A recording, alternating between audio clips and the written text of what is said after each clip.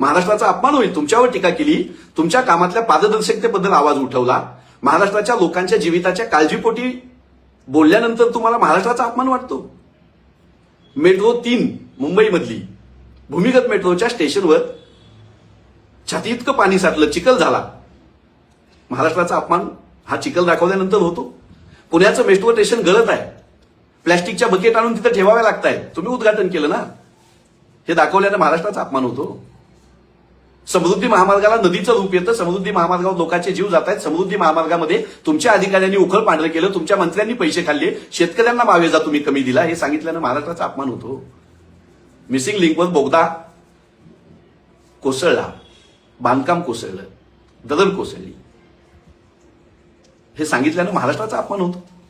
छत्रपती शिवाजी महाराजांचा तुम्ही उभा केलेला पुतळा कोसळला, हे सांगितल्यानं महाराष्ट्राचा अपमान होतो.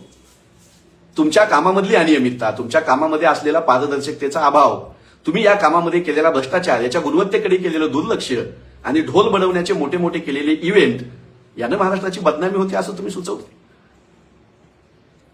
तुमच्या प्रशासनातील त्रुटी, तुमच्या कामातील त्रुटी, अपयश महाराष्ट्राच्या मागे लपवत आहे आणि विरोधी पक्षांना दाब टाकताय, धमक्या देत आहे. तुमची अख्खी कारकीर्द विरोधी पक्षनेता म्हणून उभी राहिली. तुम्ही महाराष्ट्राच्या अनेक मंत्र्यांवर काँग्रेसच्या, राष्ट्रवादीच्या भ्रष्टाचाराचे आरोप केले, ते कुणाचे पैसे घेऊन केले होते? नागपूरच्या हिवाळी अधिवेशनावर सिंचन घोटाळ्याचे बैलगाडीवर पुरावे तुम्ही कोणाचे पैसे देऊन घेऊन आले होते? मग आदर्श घोटाळ्यावर तुम्ही काँग्रेसच्या मुख्यमंत्र्यांवर आरोप केले होते, ते कोणाचे पैसे घेऊन केले होते? महाराष्ट्र सदन घोटाळ्यामध्ये छगन भुजबळ साहेबांना तुरुंगात टाकणार आणि चक्की पिसिंग करायला लावणार, असं तुम्ही कोणाचे पैसे घेऊन म्हणत होते? विरोधी पक्षनेता होते ना तुम्ही. आरोप करण्या म्हणजे तुमची निमी हयात गेली ना, असेच पैसे घेऊन करत होते का तुम्ही आरोप? त्यावेळेस महाराष्ट्राची बदनामी होत नव्हती. कधी होते महाराष्ट्राची बदनामी?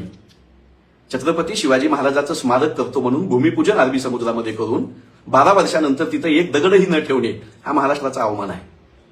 राजकोटच्या किनाऱ्यावर मालवणमध्ये छत्रपती शिवाजी महाराजांचा पुतळा उभा केला आणि तो काही महिन्यात कोसळला, त्यानं शिवाजी महाराजांची बदनामी होते, महाराष्ट्राची बदनामी होते.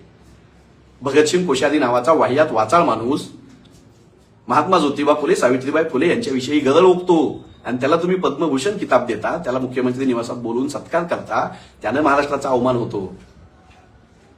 महिला मुलींच्या अत्याचारामध्ये महाराष्ट्र 2 नंबरला आला, यानं महाराष्ट्राचा अपमान होतो.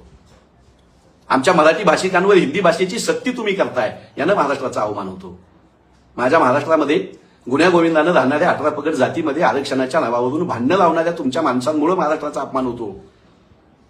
तुमचं तो नितेश राणे, संग्राम भंडारे, संग्राम जगताप, नवनीत राणा, नितेश राणे, गोपीचंद पडळकर, ही माणसं ज्यावेळेस महाराष्ट्रामध्ये धर्माच्या नावावरून हिंदू मुस्लिम वाद लावतात, मराठा ओबीसी वाद लावतात, त्यावेळेस महाराष्ट्राची बदनामी होते. देवेंद्रजी, ललित पाटील नावाचा ड्रग्सचा व्यापारी, माझ्या महाराष्ट्राच्या तरुणाईचं भविष्य उद्ध्वस्त करणारा माणूस तुरुंगामध्ये आहे म्हणून सांगता आणि 5 स्टार 3 स्टार हॉटेलमध्ये बसून तो ड्रग्सचा धंदा करतो. तुमच्या पोलिसांना खबर नसते, तुम्हाला गृहमंत्री म्हणून खबर नसते, त्या बातम्यांनी महाराष्ट्राची चितू होते, महाराष्ट्राचा अपमान होतो.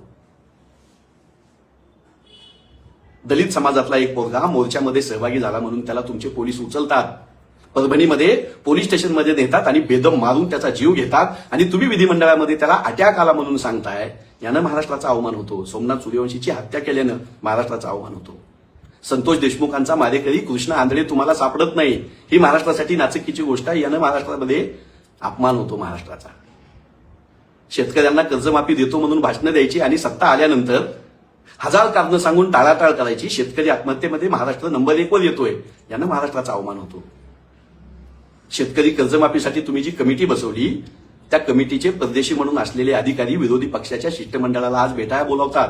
त्याच्यामध्ये बंटी पाटील साहेबांसारखे, रोहित पवारांसारखे, हेमंत ओगलेंसारखे, महादेवजी जानकरांसारखे, शेतकरी नेते अजित नवले यांच्यासारखी माणसं जाऊन 2 तास वाट बघून येतात. तुम्ही त्यांना भेटत नाही, तुमचे अधिकारी त्यांना भेटत नाहीत, यानं महाराष्ट्राचा अवमान होतो. तुमच्या विधिमंडळामधला सदस्य ज्यावेळेस कॅन्टीनमध्ये अन्न चांगलं भेटलं नाही म्हणून एखाद्या गरीब वेटरला बुक्या घालतो, टावेलवर बनेलवर मारामारी करतो, त्यावेळेस महाराष्ट्राचा अवमान होतो. वाळू माफियांना मोकळं रान सोडता, भ्रष्टाचाऱ्यांना मोकळं रान सोडता, खुनी दरोडेखोर तुम्हाला सापडत नाहीत, महिला अत्याचार थांबत नाहीत, शेतकरी आत्महत्या थांबत नाहीत, यानं महाराष्ट्राचा अवमान होतो. सरकारी प्रोजेक्टमध्ये करोडो रुपयाचा मलिदा तुम्ही खाता, तुमचा पक्ष खातो, तुमचे आमदार मंत्री खातात, तुमच्या मंत्र्यांच्या केबिनमध्ये, तुमच्या मंत्र्यांच्या बेडरूममध्ये पैशानं भरलेल्या बॅग सापडतात. त्यानं महाराष्ट्राचा अवमान होतो.